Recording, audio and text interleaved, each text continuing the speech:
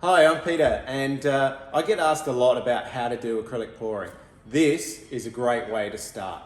Check out these little sets.